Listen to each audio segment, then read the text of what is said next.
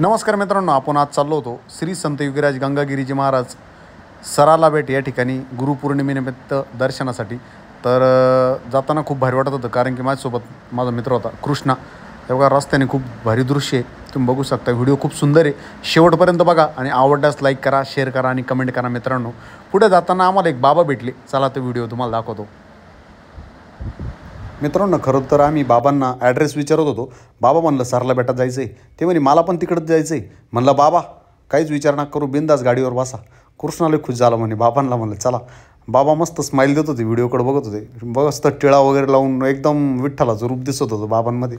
म्हणलं चला आपण जाऊ आता दर्शनाला। बाबाला म्हणलं सेल्फी व्हिडिओ घेऊ का? मग बाबा म्हणे घ्या। कृष्णा मस्त स्माईल देत होता।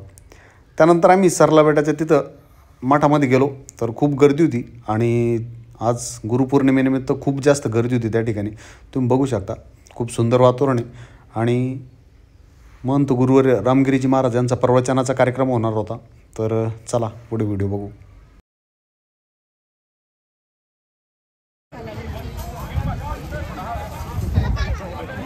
कुठलीही वस्तू फक्त 10 रुपया। हा आहे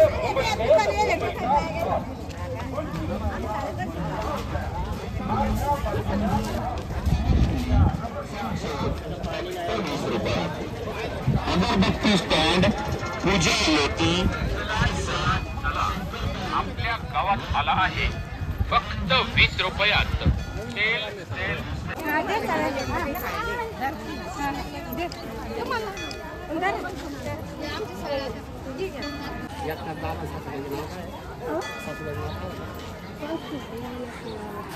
एकदा पाटलाच्या ना सासूबाईचं नाव काय?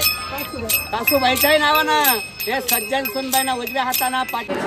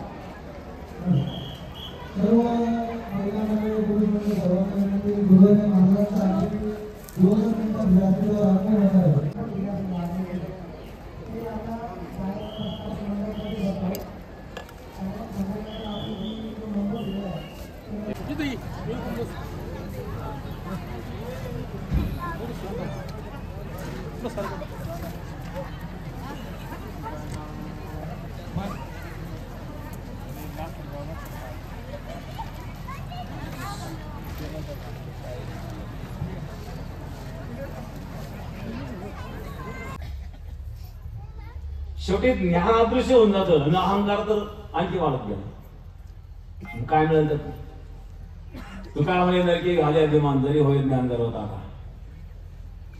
मग ते ज्ञान कल्याणाला कारण ठरलंच नाही ना, त्यात ते शब्द ज्ञान आहे। साखर असा शब्द एखाद्या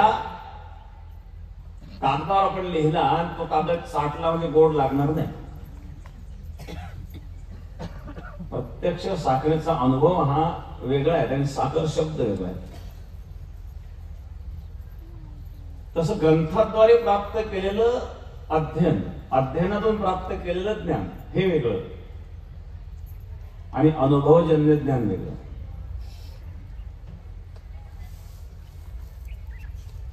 आदित्य सर्वशास्त्राणि वेदांत सांगश्च नारद, न जानामि तव सूक्ष्म अंतरम विरति विना।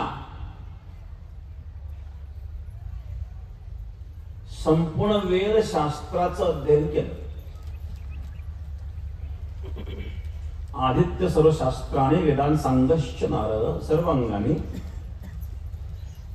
हे नारदजी न जानामि तद सूक्ष्म अंतरम विरते विना, परंतु जोपर्यंत अंतःकरणामध्ये वैराग्य निर्माण होत नाही तोपर्यंत वेदशास्त्राचं अध्ययन व्यर्थ असतं.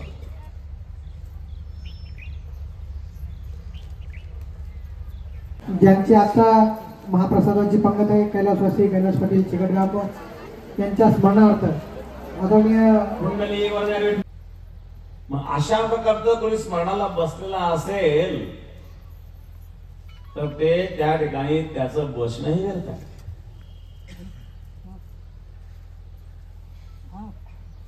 म्हणून केवळ क्रियेवरून आपल्याला हे कळत नाही. माणसे केवळ क्रियेवरून कळत नसतात, त्याच्या अंतःकरणातील भाव, आणि ते कळण्याकरता तुका म्हणे अंगी व्हावे ते आपण तरीच महिमा आहे, तसं आपल्याला व्हावं लागतं. त्याचं महत्व कळत नाही, सर्वांना नाही कळत. एकदा एक शिष्य गुरुकडे गेला गुरुमंत्र घेण्याकरता. मला गुरुमंत्र सांगा करण्यासाठी सोयीस्कर होईल की अग्नी या ठिकाणी प्रसाद ग्रहण करण्यासाठी करण्यात आली.